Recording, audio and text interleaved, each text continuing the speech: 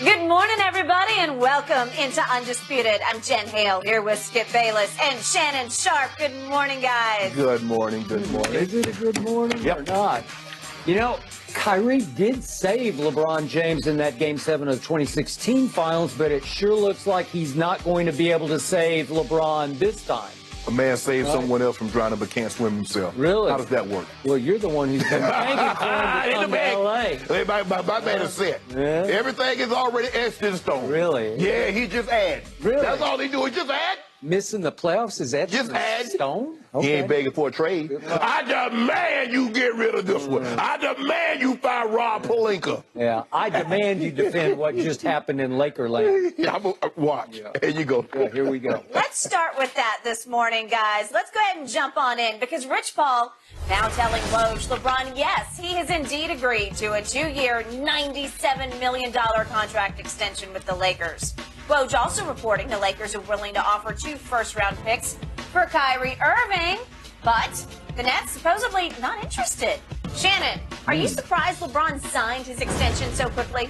No, I think about all indication, everybody thought LeBron would sign the extension. They were just wondering when would he sign the extension. And so I'm not surprised that he signed it. LeBron came here of his own volition. They didn't recruit LeBron. LeBron knocked on their door and says, I'm coming. And at 12:01, Magic Johnson was in the driveway of LeBron James's home. So I'm not surprised. LeBron loves L.A. His family loves L.A. His kids are enrolled in school in L.A. And so at this point, no, I'm not surprised that he signed it. Skip, at 38 years of age, at some point in time, you know what? If LeBron was 28, he said, you know what, man, y'all not doing enough, man. Let me go find me another team. Let me go find somewhere else where I think they can win a championship. But at 38 years of age and as accomplished as he is, he's like, you know what? There's no guarantee if I wait till the end of this season and find somewhere else on the market, we're going to win a championship. He says, you know what? I'm content right here. I came to L.A. when everybody else said I wanted to just do the acting thing. I was all about TV,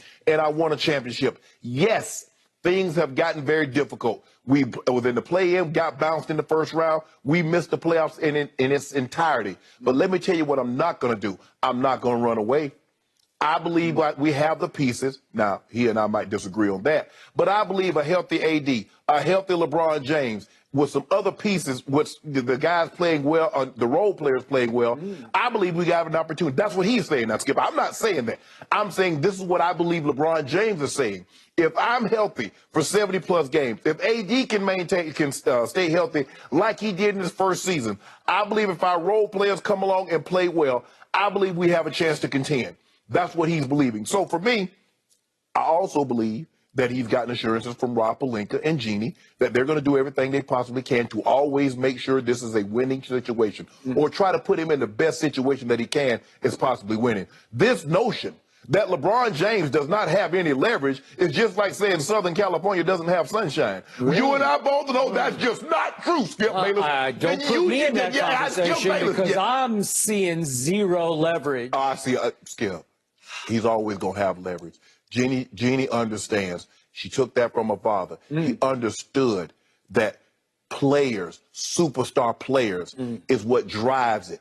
And she has the biggest one. You can say he's the 15th best player, but the 15th best player is still the face of the NBA. He's still the biggest single draw in all of basketball. And Jeannie Buss has him. And guess what? It's kind of like Vegas. You see a lot of these entertainers now, they set up residency in Vegas. They don't have to travel. He just set up residency in L.A. for 2 more years, plus an option for a third year. That sounds like an owner who says, I just want to sell. I don't want to win. Of course, Jeannie Buss. Of course. No. She understands. She has the last name Buss. And Buss is all about winning. But she also understands that there's something that comes along with that is marketing, like her dad. I was watching the story about Magic the True and behind the scenes of how he came up with the Laker girls and all those things. Like, as closer you get to the floor, I'll charge you this price. And the higher you get up, I'll charge you that price. But everybody gets an opportunity to be entertained and see a great game of basketball. So for me, Skip, to make a long story short, and sorry I went long, I'm not surprised because everything that he wants is right here in L.A. Now, it's a little bit more difficult because of you-know-who.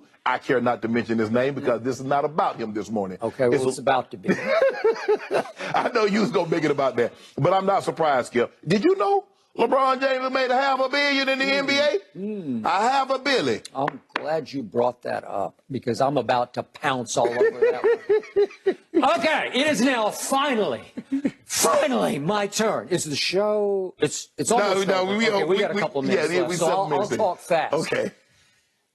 Somebody sitting across from me, the spin doctor, the LeBron apologist sitting across from me, is spinning a new tune because for weeks on end on this show, somebody sat in that chair right over there. It may have been somebody else besides you. I don't know. It was me. And told me that no way is LeBron going to cave in and sign very quickly. He's going to wait and make Jeannie sweat, make Pelinka sweat all through this season, and maybe after next year, then when he'll take his sweet time.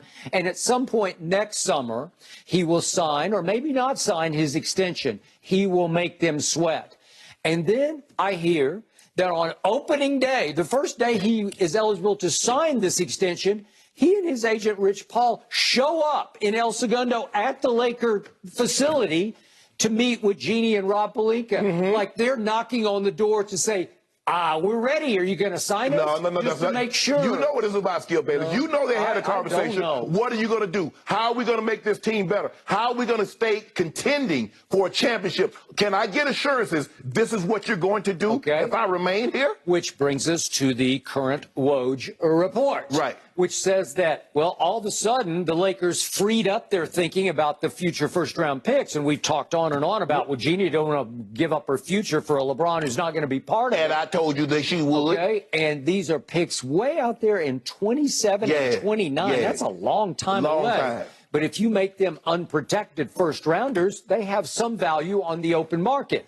So according to Woj, they have been offered now for Kyrie. Obviously, Russ would be part of that deal, and who knows what else. But the essentials, the deal makers had to be the 2 first-rounders, and that Jeannie, with a commitment from LeBron for at least the next 2 years, finally saw fit to say, okay, Brooklyn, I'll give you the 2 first-rounders that Shannon was pounding his side of the table for her to give in and give the Nets. Yes. And according to Woj, the Nets said exactly what I predicted they would.